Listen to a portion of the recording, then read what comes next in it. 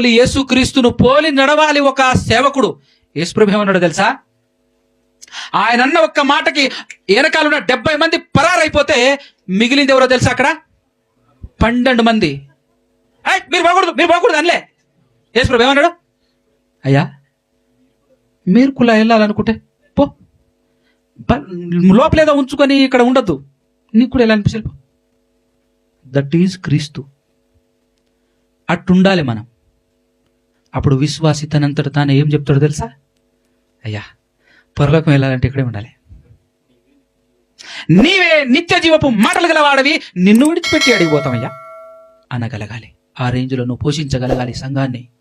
ఆ రేంజ్లో నువ్వు పోషించగలగాలి సత్యవాక్యంతో, వాక్యం టు వాక్యం. కానీ భక్తి కోసం చాలా మంది పాస్టర్లు ఏం చేస్తున్నారు తెలుసా? అనేక ఆత్మల్ని నరకానికి పంపిస్తున్నారు. చాలా బాధకరం, చాలా బాధకరం. అది ఏడ్చినా తరగని బాధ. ఎంత బాధ కలుగుతుందో ఇలాంటి విషయాలకు జ్ఞాపకం ఉంచుకుంటే. అందుకోసం ఎవరిని పట్టి ఉంచకూడదు. నిజానికి విశ్వాసులందరూ స్వతంత్రులు, వాళ్ళని బానిసలుగా చేస్తాడు సేవకుడు. స్వతంత్రులు విశ్వాసులు, అవునా కదా? ఎంత డేంజరో చూసారా?